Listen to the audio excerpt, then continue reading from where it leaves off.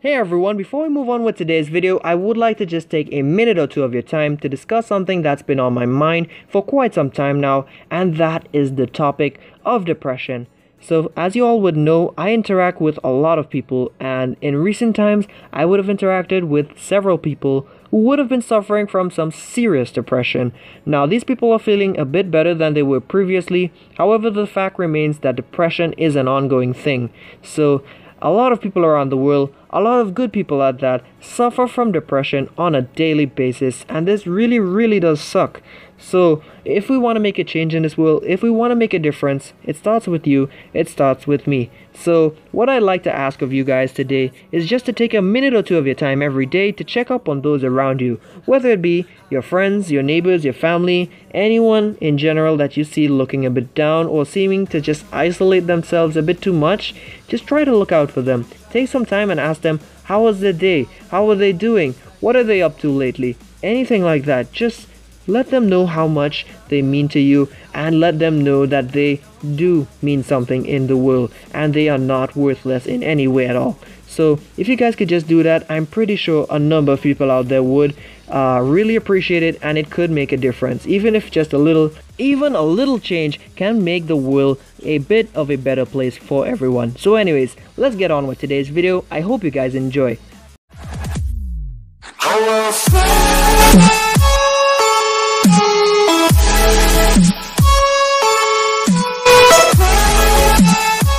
Hey, what is going on everyone? Welcome back to another Clash Royale video. How are you guys doing today? Hope y'all are doing fine. So folks, I've been looking at the statistics for my last upload, and I must say, I'm really satisfied with how that video turned out.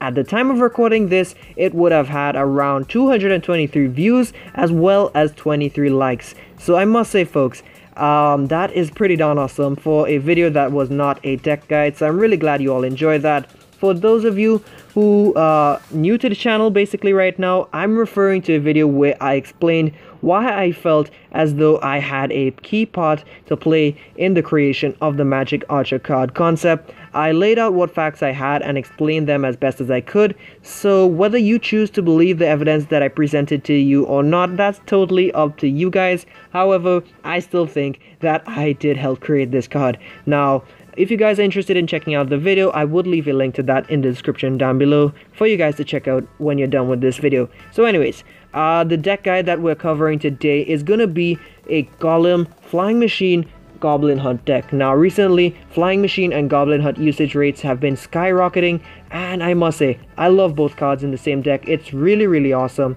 So let's get into the components of this deck. So your win condition is gonna be the Golem primarily, and then you're also going to have the Spear Goblin Hunt, which does really well in the current meta. In general, the Spear Goblin Hunt does a lot of work for 5 elixir. It baits out spells, it spawns units to chip. They also distract stuff like Sparky, the Prince and stuff. So it's a really versatile card, so I'd advise throwing it into a deck or two. I know a lot of people dislike spawners, but this one is really fun to use. Up next we've got the Flying Machine. It's really weak in terms of HP. However, if you can get your opponent to waste their spells on the Goblin Hunt or your Night Witch or anything like that, the Flying Machine is truly a force to be reckoned with. Then we have the Poison Spell. The Poison Spell, again, one of my favorite epics in the game. It covers so much area and does damage over time. It is proven to be one of the most valuable spells in the game, if not the most valuable card. So aside from the poison, we've got the Night Witch, the Royal Ghost, the Mega Minion, as well as the Zap spell. Now, the gameplay that you're seeing here took place before some recent balance changes, so the interactions may not be 100% the same. However, one thing you can be sure of is that this deck still crushes it. Both on ladder as well as in challenges, this deck really rocks. And that's not just an obvious Golem pun there, folks. I really mean it. The deck is pretty solid. Again, not a Golem pun, but you can take it as that if you want it to be. So anyways, let's get back to the breakdown of the deck. Now, if this is your first time picking up a Golem deck, there are a few things that you should be aware of, and one of the main things is that this Golem deck is not quite like most standard Golem decks where you would usually have an elixir collector. Now, in place of the elixir collector, we have got the Goblin Hunt, and we have this here for a number of reasons. One of the main reasons is the fact that when you have a golem going, you can just have a continuous wave of support in the form of the spare goblins trickling out from it. Then you've also got the defensive factor where you can use the goblin hut to distract single target units such as the prince, mini P.E.K.K.A. Sometimes you can distract a Sparky if you time the deployments right. Then you can also use it as a defense against hog riders. You can also use it for spell bait, basically to bait out your opponent's poisons and fireballs to allow you to use your night witch and flying machine a bit more freely. Aside from that, folks, you should also know that you should never drop your golem early game. The only times you should be dropping your golem basically would be in double elixir after you've made a number of positive elixir trades, or an exception to that would basically be when you have a goblin hut kicking there and your opponent has no answer for it.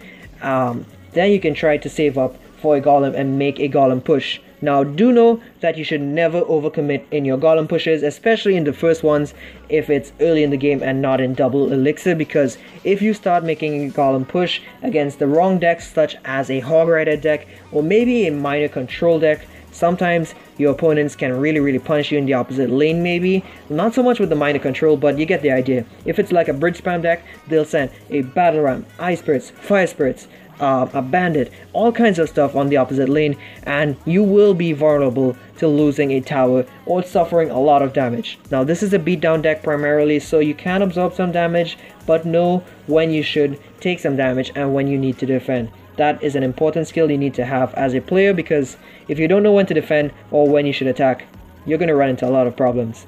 Now when you guys are playing with this deck and you're ready to go on the offensive with your golem, what you should be doing is dropping a night witch as your first supporting unit. The reason why she's your ideal first supporting unit is because she would be spawning an infinite number of bats for as long as she's alive, and as we all know, if your opponent is leaning on an Inferno Tower or Inferno Dragon for the defense, the bats can really mess them up if they have no proper answer to it. Even if they don't rely on either of those cards and they're just going to drop something in the back to deal with the Night Witch, it can cause a lot of problems for them, because if there's enough bats and they can't keep up with all of them, the bats will eat up whatever they drop on defense and get a lot of extra value for you for only that 4 elixir investment of the Night Witch. Right after the Night Witch, your next best supporting unit would be the Flying Machine, because it can snipe buildings from a distance, such as the Inferno Tower, a mortar, as you're seeing on the screen right now. Anything like that, the Flying Machine often gets value, especially when your opponents just use their best counters to it, such as a poison or a fireball on your Goblin Hut. So try to bait out the spells with your Goblin Hut, and you can make some magic happen when you're ready to use your Flying Machine. Now folks, just remember this: even though you can get your Flying Machine on the board at times, don't think it's an instant win. Of course, your opponent is not just going to leave it there. They'll most likely try to deal with it by some other means, such as a Mega Minion, minions, bats, maybe even a goblin gang, or sometimes a minion horde. What you should be doing in these circumstances is keeping that zap handy. It should really help against the bats and the minions and even the goblin gang there, because as soon as you zap down the goblin gang spare goblins, you're pretty much good to go, since the melee goblins can't attack it. So just remember folks, you have to be very careful even after you get the Flying Machine down on the board. Now anyways, that's enough offensive talk for now. Let's move on to the defensive tips. So when you're playing this deck, you have to remember to position that Goblin Hut very carefully. Depending on the matchup, you might be tempted to place the Goblin Hut a little more forward there, closer to the river. However, even though this could technically pull a Hog Rider or a Battle Ram from either side of the arena, you should not do this so often, especially when you know that your opponent packs cards such as a Musketeer, a Flying Machine, Dart Goblin, Princess, anything of the sort. Be very careful of when you do this, because they can just snipe the Goblin Hut there before it even gets to do much work for you. So yeah, if you know your opponent packs one of these kind of bridge spam cards and they also have range units that can snipe your Goblin Hut, make sure to either plant it further back or keep it in hand so that you can use it reactively rather than proactively. Anyways, moving on to the next defensive tip. So as you're seeing right now on the screen, I'm playing against a bait deck, and what you'll want to do is pay close attention to where they drop that goblin barrel. If they decide to group up the goblins there in any particular area for whatever reason, You can then use your Royal Ghost to make quick work of those goblins. So anyways, moving on to our next tip. Now, if you happen to ever find yourself in a matchup against a minor deck, particularly minor control, what you should be doing is ignore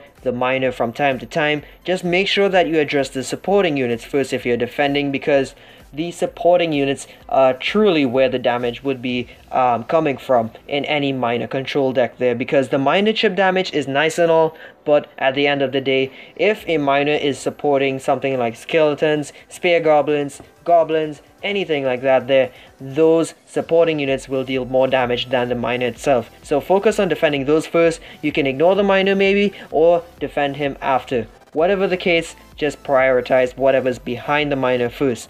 Now, if your opponent happens to be packing a big tank in their deck, such as a P.E.K.K.A. or maybe even a Mega Knight or Giant or something of the sort there, you will want to be focusing on where that minor goes, because if the big tank takes up the aggression of your tower there, the minor will be free to deal tons and tons of damage there with his shovel. So try to use something like maybe the Mega Minion or maybe the Royal Ghost against him there, because if you're going to use a I don't know, maybe the Night Witch, you're going to run into problems, because most minor decks tend to pack a poison spell in them. So realistically speaking here, folks, if you're going to be dropping a Night Witch against the minor there and they do decide to poison, that's just like the cherry on top of them there, and they're going to be getting a lot of value. So be very careful when you're doing that.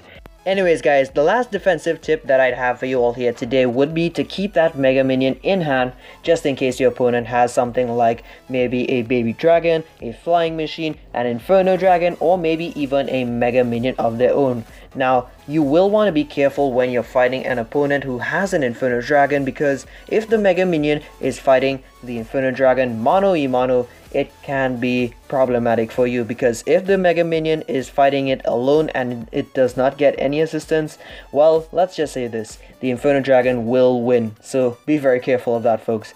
Anyways, so now that we've discussed all of these tips, I would like to just make mention of one thing, and that is any and all of my additional tips will be listed in the guide that I have up on Stats Royale. So do make sure you check out that guide as soon as you have the chance, because folks, let me just say this has got to be the most detailed guide that I have ever written in my life so far when it comes to deck guides in Clash Royale. So I'm basically of the opinion that anyone who has never played a Golem deck in their life could read through this and understand the inner workings of all of these decks. I covered so much stuff, guys, trust me. I'm really thinking that anyone can go up to maybe between average to semi-pro skill with this deck, or well, with the deck guide basically here, because oh my goodness, I can't even begin to explain how much depth I go into it. So yeah, I'm really proud of this one, so I hope you guys can enjoy it too. Now, I know I'm not exactly a pro player, but I do like to think that I have a decent understanding of the mechanics and inner workings of the cards in this game right now, so I hope that you guys can trust my opinion here and what I write. Anyways, let's get back to the matches at hand right now. So right now, our opponent is Oscar X, and he's running a really weird all-air deck right now with the Clone spell. Now folks, as you all know, I'm not the biggest advocate for Lava Hound. In fact, I would have said in the past that Lava Hound is the only card that I never use, really, and that is pretty true, folks. If you were to take a look at my card collection, I have legit never once touched that card, with the exception of that one time I used the deck on my old vid account, which is now deleted. But all my current accounts still have the Lava Hound with the brand new label on it. So yeah, that's been there for like some couple months now. So yeah, you guys might not see me doing any real Lava Hound deck guides anytime soon, unless it's something I tried out maybe in a special event like the YouTuber challenge that went by. I would have been trying to cover something for that sometime. Now do take a look at how much Spear Goblins are trickling down on this left lane right now. My goodness, folks. That is a ton of Spear Goblins. I mean, come on. There's easily, I think, at least 8 to 10 of them down there, I think, right now. But unfortunately, we couldn't get any more down on the board because we already 3-crowned Oscar here right now. So with that being said there, folks, I'd like to take a second to Remind you guys that you can get a discount off of your purchases of the Spartan Elite Energy Drink by using my discount code. A link to the website will be in the description down below as well as the pinned comment, so if you're interested, do check that out. So anyways, we're moving on to our next fight now, and we are fighting a user that goes by the name of, I think it's Cricky or something like that. Cricky is running a minor Mega Knight deck right now. I guess you could probably say it's a control deck. Nonetheless, I'm gonna do my best here to try to do what I can against him right now. So we've got the Ghost going down on this right lane now, and he sees that he has to address this right now, so he does a kind of simultaneous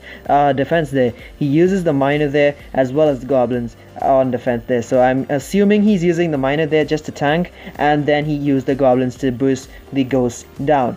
Now that's not a bad play overall, but to be honest, that was a bit of an overcommitment. If he had just used the miner, he would have probably been better off there. So he drops an Inferno Dragon right now out of the blue there, cycling his cards. So we're gonna drop a Flying Machine right now. The Flying Machine is gonna lock onto the Inferno Dragon. We zap away those bats there. What did I say, folks? Whenever you're dropping that Flying Machine, you must always be prepared to zap something away with it now. So we do get a few shots on that tower there with the Flying Machine. He opts to rush in there with a minor poison combo there. We deploy a Ghost. Now the Ghost, the sad thing about using the Ghost is that you can't block a miner with him. That's the sad reality, folks, because the Ghost is invisible at first, so he can never grab the miner's attention, which is really unfortunate. So he defends against this Ghost by dropping a Mega Knight there, which is a bit of an overcommitment. He uses the bats to follow it up there, and I have to defend this really well here because this could mean trouble for us. So I zap away the bats and stuff there, and we do suffer one Mega Knight jump as well as a swing. Then that bandit connects, but take a look at this, folks. The Flying Machine got so much damage done there. I think we're quite alright here. So we set back up another Goblin Hut there in hopes to bank our elixir for starters. Then we're also going to be distracting that Inferno Dragon, and then moreover we're going to continue chipping away at that right side tower. Now folks, take a look at this. The Mega Minion is going to be tanking for the Spear Goblins there to get a little more damage there, and now watch what I'm going to do right now. I'm going to be failing at deploying my Golem to block the miner there. I guessed the placement wrong, and speaking of fails, take a look at what's about to happen. I misplaced, or at least I deployed the Ghost at the wrong time, and then that bandit dashes straight forward to my tower there, dealing a lot of damage.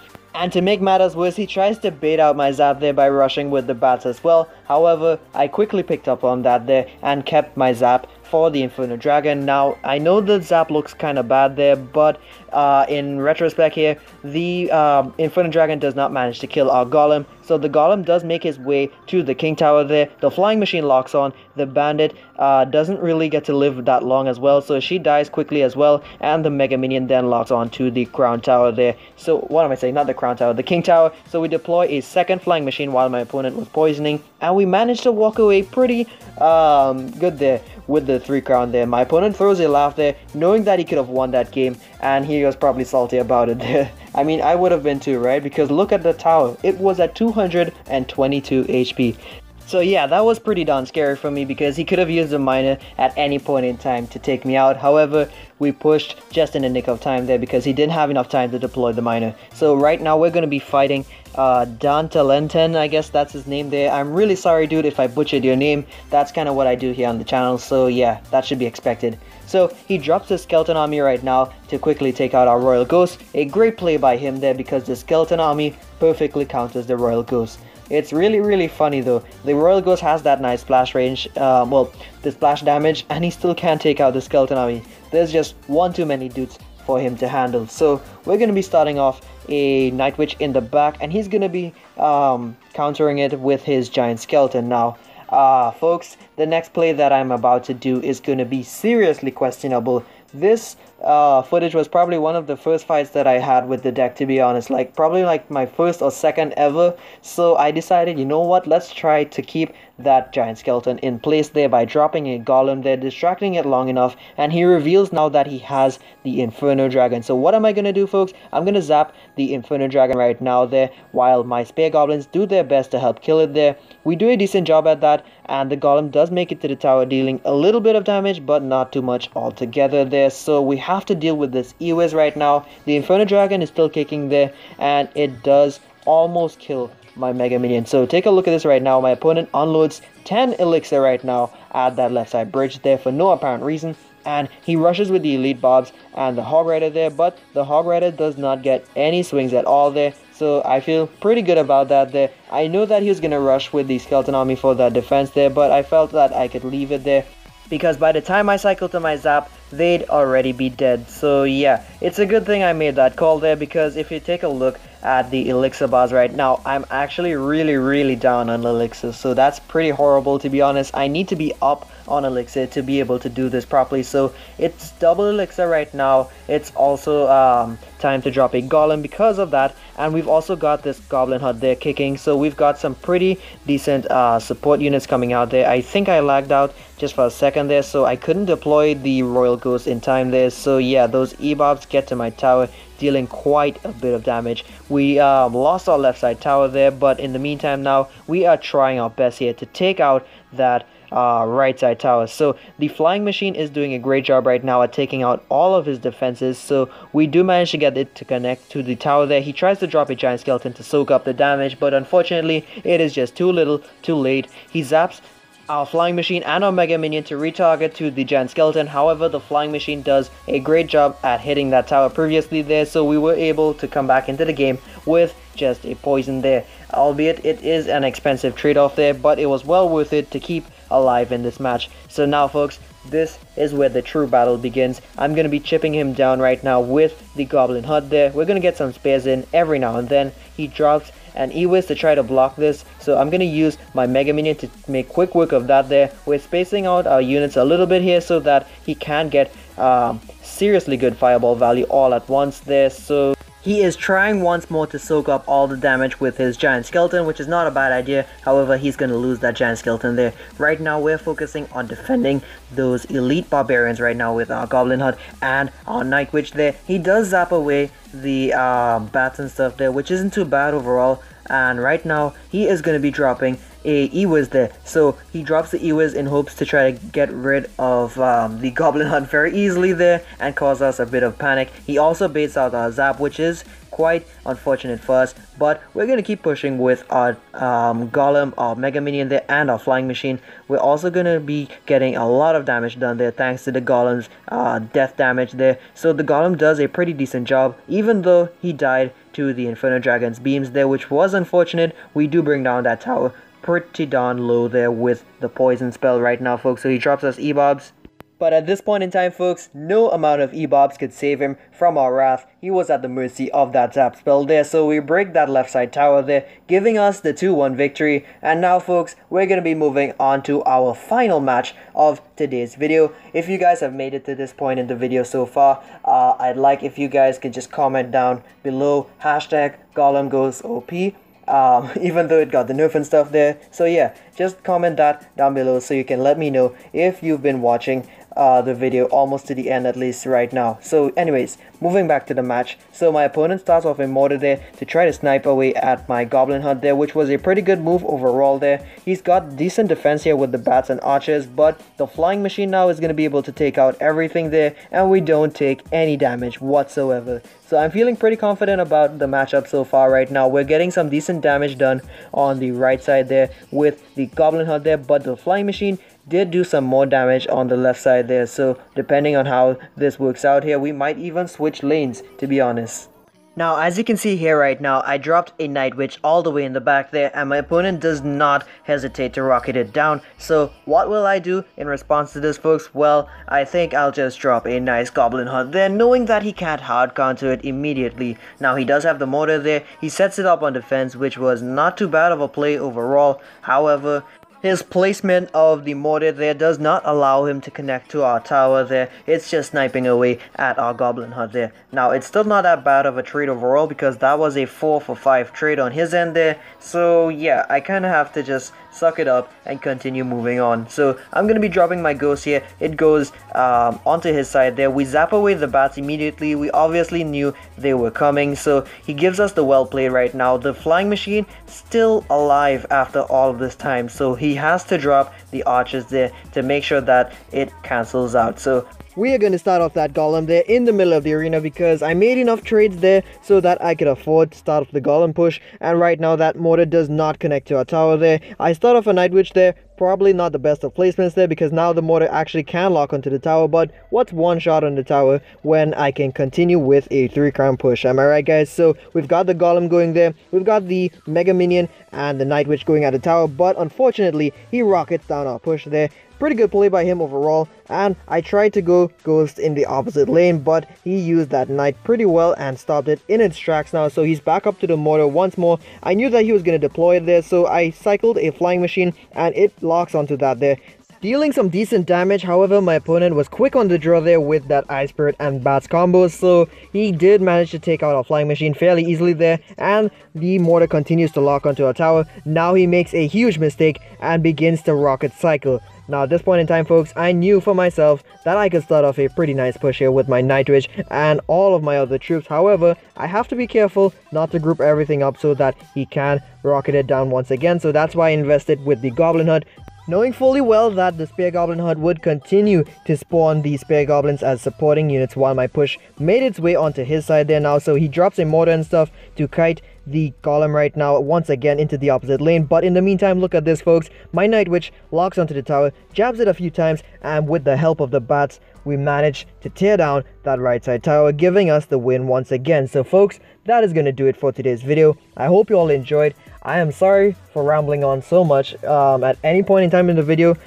Please do forgive me for that. But anyways, folks, big news. As you all would see right now, I am finally at 1,000 plus subscribers.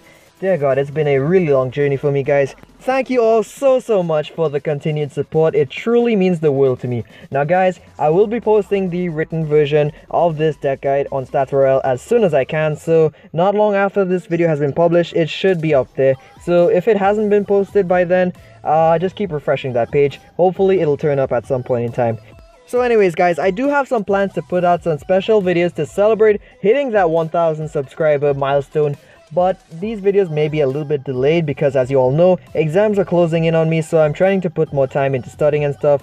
So do forgive me again for the inconsistencies in my uploads. I'll try to upload once a week if I can still, but if I don't, you know why, guys. So anyways, if you guys are looking to interact with me or any other people of interest, then I'd highly recommend joining the Clash Royale Amino community, which I am a proud part of. Guys, I will leave the links to download the app in the description and stuff down below, so do check it out when you have the chance, and feel free to say hi as soon as you join to me. I'll try my best to respond as soon as I can. So anyways, guys, I'd like to end today's video with some words of wisdom for you all out there, and that is that you'll never know quite where you stand in life until you're knocked off your feet a couple of times. So that is something I kind of made up myself the other day, and I figured I'd like to share it with you guys. So anyways, that is going to do it for now. So anything you guys want to say to me or anything like that, feel free to drop a comment down below and I'll respond as soon as I can. So anyways, guys, that is going to do it for now. Thank you all so much for stopping by, and I'll see you all in the next one.